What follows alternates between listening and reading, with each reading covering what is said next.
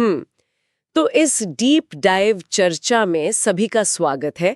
आज का जो हमारा विषय है वो कोई साधारण साहित्यिक मुद्दा नहीं है। बिल्कुल नहीं, ये बहुत ही हाँ, ये भारत के सबसे प्रभावशाली विचारकों और साहित्यकारों में से एक रामधारी सिंह दिनकर के उस विशाल वैचारिक ब्रह्मांड की एक रोमांचक यात्रा है। सही कहा आपने, जिसे समझना अपने आप में एक बहुत बड़ी उपलब्धि है।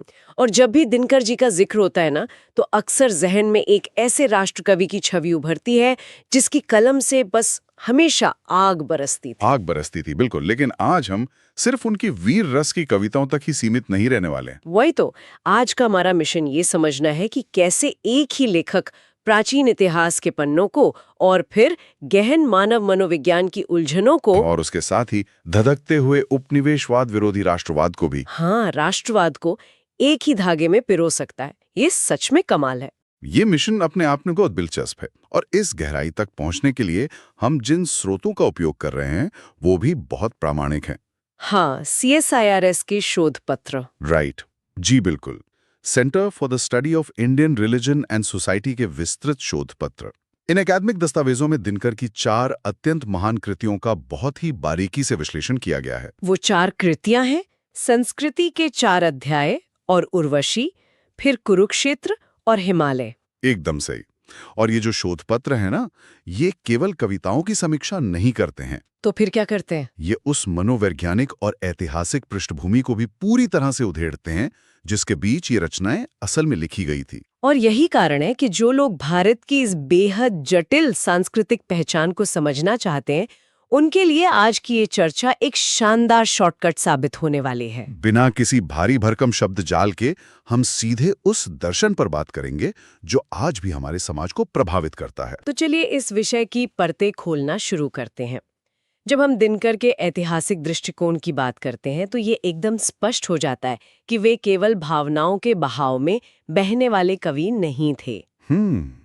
वो एक बहुत पैनी दृष्टि वाले इतिहासकार भी थे। बिल्कुल। और उनकी प्रसिद्ध गद्य कृति संस्कृति के 4 अध्याय इस बात का सबसे बड़ा और ठोस प्रमाण है।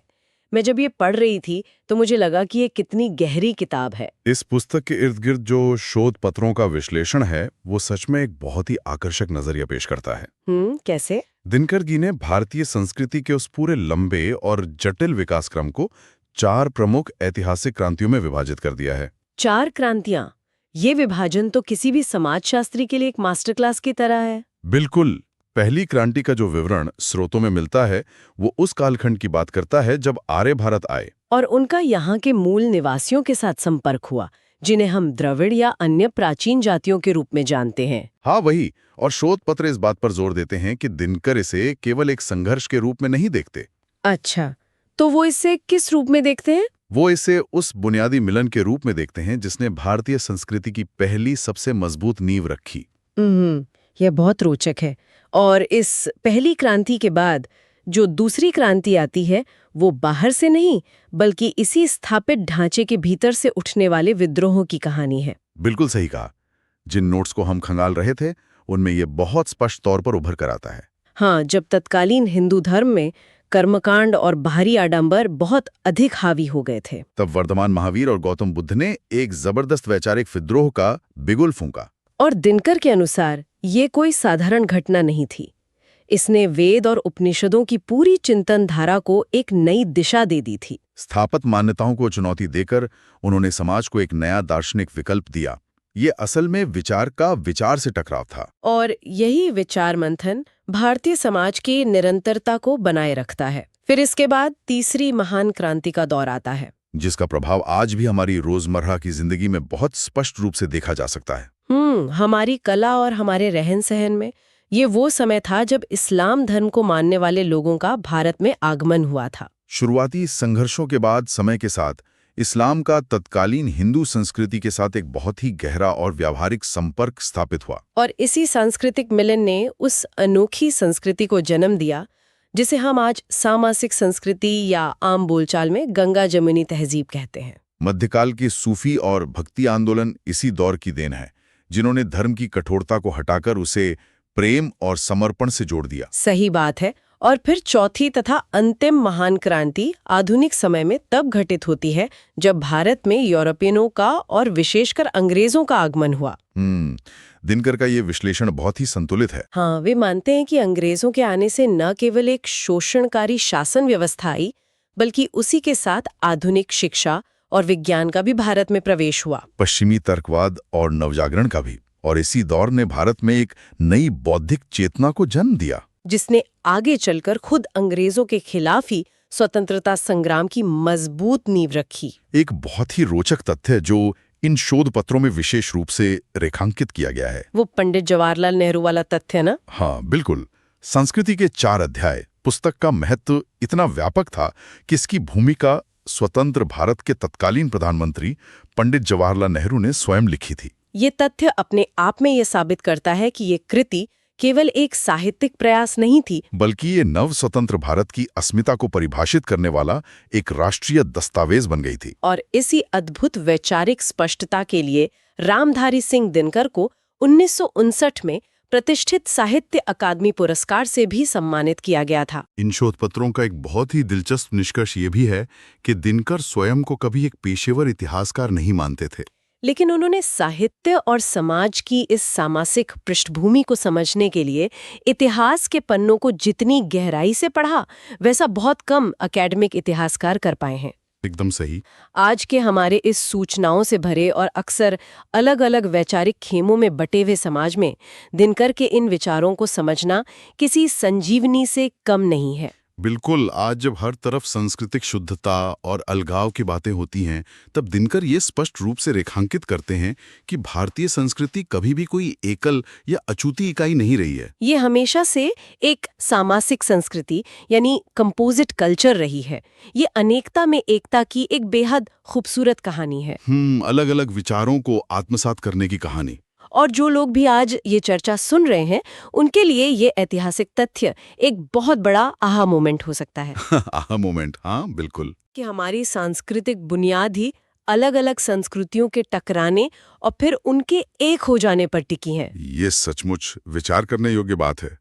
लेकिन देखिए, दिनकर का दायरा केवल इतिहास के इन विशाल कालखंडों तक ही सीमित नहीं था। वे व्यक्ति के आंतरिक मनोविज्ञान को भी उतनी ही गहराई से समझते थे। सही कहा आपने।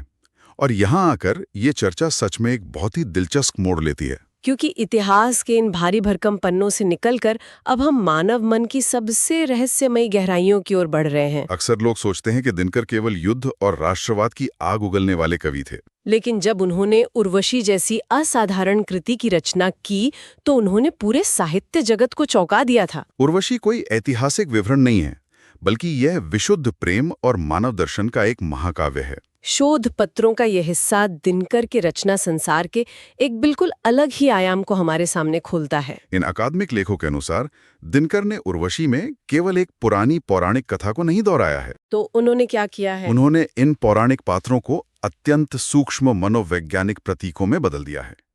यहाँ उर्वशी केवल स्वर्ग में नृत्य करने वाली कोई साधारण अप्सरा नहीं है, बल्कि वह सनातन नारी का प्रतीक बन जाती है। Eternal women. वो अतीन्द्रिय है, यानी इंद्रियों की पहुंच से परे है, और साथ ही वह चरम मानवीय कामना की प्रतीक भी है। और इस सनातन नारी के ठीक सामने खड़े हैं राजा पुरूरवा, जो यहाँ सनातन नर या इटर्नल मैन का प्रतीक बनकर उभरते हैं। पुरूरवा का जो चरित्र चित्रण है वो बहुत ही जटिल है और आधुनिक भी है। वह एक ऐसा व्यक्ति है जो रूप, रस, गंध, स्पर्श जैसी सभी सांसारिक वासनाओं से घिरा हुआ है। दुनिया के तमाम भौतिक सुख उसके पास है, असीम लौकिक शक्ति है, उसका साम्राज्य बहुत विशाल है। लेकिन इन सब के बावजूद उसके भीतर एक अजीब सी बेचैनी है। वो इन तमाम भौतिक सीमाओं से पार जाकर प्रेम के माध्यम से एक आध्यात्मिक समाधि की खोज में भटक रहा है, परम शांति की खोज में। इसे अगर आज के संदर्भ में देखें तो ये उस आधुनिक इंसान की कहानी है जिसके पास सुख सुविधाओं का अंबार तो है पर शांति नहीं है। मानसिक शांति के लिए वो दर दर भटकता है। ये तुलना बहुत ही सटीक है। भौतिकता बनाम आध्यात्मिकता का ये द्वंद्व ही इस कृति की आत्मा है। लेकिन हमारे स्रोत सामग्री की बहुत अच्छी बात यह है कि ये केवल एक ही दृष्टिकोण को महिमामंडित नहीं करती। हाँ, इसमें आलोचक दृष्टिकोणों को भी पूरा स्थान दिया गया है, जैसे कि प्रख्यात आलोचक सावित्री सिन्हा की आलोचना। सावित्री सिन्हा का यह स्पष्ट रूप से मानना है कि दिनकर ने उर्वशी को केवल पुरुष की आकांक्षाओं और इच्छाओं का केंद्र बनाकर छोड़ दिया। उनके दृष्टिकोण के अनुसार इस पूरे महाकाव्य में उर्वशी का अपना कोई स्वतंत्र और सशक्त व्यक्तित्व उभरकर सामने नहीं आ पाया। वो अंततः पुरुष के लिए केवल एक इच्छा पूर्ति का साधन बनकर रह गई। सावित्री सिन्हा की आलोचना निश्चित रूप से सोचने पर मजबूर करती है और कृति को एक नैरा नारीवादी कोण देती है। बिल्कुल। लेकिन इसी शोध पत्र में दिनकर का अपना वैचारिक स्पष्टीकरण भी मौजूद है, जो इस बहस को और भी गहरा कर देता है। दिनकर के अनुसार उर्वशी कोई जड़ मूर्ति नहीं है। उसके भीतर भी एक बहुत गहरा और पीड़ादायक मनोवैज्ञानिक द्वंद्व चल रहा है। और दिनकर तर्क देते हैं कि वो द्वंद्व तब सबसे प्रखर रूप में सामने आता है जब वो एक अतीन्द्रिय दैवीय अप्सरा के रूप से निकलकर एक सांसारिक मानवी बनती है, विशेष रूप से जब वो एक माता का रूप धारण करती है। देवलोक की उन्मुक्ता और पृथ्वीलोक के बंधनों के बीच का यह मनोवैज्ञानिक संघर्ष ही उसे एक वास्तविक गहराई प्रदान करता है। और इसी प्रसंग में उनके पुत्र आयु को भावी मनुष्य का एक सशक्त प्रतीक माना गया है। यह आंतरिक संघर्ष हर इंसान के भीतर मौजूद उस द्वंद्व का प्रतिनिधित्व करता है जहां हम हमेशा सांसारिक इच्छाओं और आध्यात्मिक शांति के बीच संतुलन बनाने की जद्दोजहद करते हैं। यह एक ऐसा दार्शनिक प्रश्न है जो किसी विशिष्ट सदी या स्थान से बंधा हुआ नहीं है, यह शाश्वत है। यह मानव जीवन की वो सच्चाई है जिससे कोई भाग नहीं सकता। लेकिन मुझे लगता है कि दिनकर की कलम की जो सबसे बड़ी ताकत है वो कुछ और ही है। आप किस ओर इशारा कर रही हैं? यह कि वे उर्वशी के इस कोमल धरातल से अचानक निकलकर कुरुक्षेत्र की खुरदरी और हिंसक रणभूमि में उतर सकते हैं। ओह बिल्कुल, ये बदलाव बहुत ही तीखा है। अब रोमांस से निकलकर वापस यथार्थ और राष्ट्रवाद की आग की ओर चलते हैं। दिनकर को असल में राष्ट्रकवि का दर्जा क्यों दिया गया, ये उनकी कुरुक्षेत्र और हिमालय जैसी कविताओं से समझ में आता है। इन कविताओं का ऐतिहासिक संदर्भ समझना बहुत आवश्यक है। कुरुक्षेत्र का प्रकाशन 1946 में हुआ था। यह वो समय था जब द्वितीय विश्व युद्ध समाप्त हो रहा था और भारत में आजादी का संघर्ष अपने चरम पर था। शोध सामग्री के अनुसार कुरुक्षेत्र केवल महाभारत के युद्ध का कोई दोहराव नहीं है। यह असल में अंग्रेजी औपनिवेशिक शासन के क्रूर शोषण और उनकी अंधी स्वार्थ लिप्सा के खिलाफ आक्रोश का एक रूपक है। यहाँ इन शोध पत्रों की एक बहुत ही खास बात का जिक्र करना बहुत जरूरी है। जी, वो निष्पक्षता वाली बात। हाँ, ये पत्र इस कृति में मौजूद राजनीतिक विचारधाराओं के टकराव को बहुत स्पष्ट रूप से सामने रखते हैं। एक तरफ युधिष्ठिर का पात्र है, जिन्हें पूर्ण शांति और अहिंसा के प्रतीक के रूप में दर्शाया गया है। कई विश्लेषक इसे तत्कालीन गांधीवादी विचारधारा के सीधे प्रतीक के रूप में भी देखते हैं। वहीं दूसरी ओर भीष्म, अर्जुन और भीम जैसे पात्र हैं जो क्रांति और एक आवश्यक युद्ध के प्रतीक के रूप में सामने आते हैं। यहाँ जो लोग भी हमें सुन रहे हैं उनके लिए ये स्पष्ट करना बहुत ही महत्वपूर्ण है कि हमारी ये चर्चा किसी भी राजनीतिक विचारधारा का बचाव या समर्थन बिल्कुल नहीं कर रही है। बिल्कुल, हमारा फोकस सिर्फ इस बात पर है कि दिनकर ने इन पौराणिक पात्रों के जरिए उस समय के असल वैचारिक युद्ध को कैसे उकेरा। हम किसी भी पक्ष को सही या गलत ठहराए बिना केवल उस वैचारिक द्वंद्व को जस का तस सामने रख रहे हैं। और शोध पत्रों के अनुसार दिनकर ने कुरुक्षेत्र में भीष्म के माध्यम से जो सबसे बड़ा तर्क प्रस्तुत किया है वो ये है कि जब किसी शांति की बुनियाद ही गहरे अन्याय पर टिकी हो तो वो शांति बिल्कुल खोखली होती है, एकदम कृत्रिम और बेमानी होती है। भीष्म युधिष्ठिर से सीधा सवाल उठाते हैं कि जो शांति अनीति पर आधारित है, क्या उसे शांति कहा जा सकता है? दिनकर का ये मानना था कि जब शोषक के अत्याचार सहने की सारी सीमाएं टूट जाएं, तो न्याय के लिए युद्ध करना एक अनिवार्य नैतिक जिम्मेदारी बन जाती है। और ये प्रचंड आक्रोश केवल कुरुक्षेत्र तक ही सीमित नहीं है। राष्ट्रवाद की ये आग उनकी कविता हिमालय में भी धधकती है, जो 1933 में रची गई थी। जब हम 1930 के दशक के भारत की कल्पना करते हैं तो वो निराशा का दौर था। इस कविता में दिनकर ने भारत के इस महान रक्षक पर्वत को एक मौन और दुनिया से कटे हुए तपस्वी के रूप में चित्रित किया है। वे हिमालय से लगभग गुहार लगाते हैं और उसे चुनौती देते हैं कि वो अपनी ये सदियों पुरानी समाधि तोड़े। उस समय पूरा देश गुलामी की जंजीरों में जकड़ा हुआ था। दिनकर युवाओं की चुप्पी से बहुत ज्यादा आहत थे। स्रोतों के विश्लेषण में बताया गया है कि वो सीधे भगवान शिव से एक नए प्रलय नृत्य या तांडव की मांग करते हैं, ताकि हर हर बम का एक ऐसा भीषण उद्घोष हो जो गुलामी की जंजीरों को हमेशा के लिए चकनाचूर कर दे। यह दबी हुई आग को ज्वाला में बदलने का सीधा आह्वान था। सच में रोंगटे खड़े कर देने वाली कल्पना है। इन कविताओं के मूल भाव पर गौर करना आज भी उतना ही जरूरी है, क्योंकि ये एक शाश्वत प्रश्न उठाता है कि आखिर सहिष्णुता कब इंसान की सबसे बड़ी कमजोरी बन जाती है और अन्याय के खिलाफ आवाज उठाना कब नैतिक रूप से अपरिहार्य हो जाता है। ये एक ऐसी गहरी दुविधा है जो आज भी वैश्विक कूटनीति से लेकर हमारे व्यक्तिगत जीवन तक उतनी ही प्रासंगिक है। दिनकर इस मानव स्वभाव को बहुत खूबी से समझते थे कि जब शोषक आपकी करुणा को कायरता समझने लगें तो प्रबल विरोधी एकमात्र सच्चा मार्ग बचता है। तो इस पूरी चर्चा का असल मतलब क्या है? अगर हम आज खंगाले गए इन सभी स्रोतों को एक साथ समेटें तो हम क्या देखते हैं? हम देखते हैं कि दिनकर का साहित्य एक ऐसा विशाल कैनवस है जिसे किसी एक रंग में कभी नहीं रंगा जा सकता। एक और संस्कृति के 4 अध्याय हैं जहां भारत का लंबा इतिहास समेटा गया है।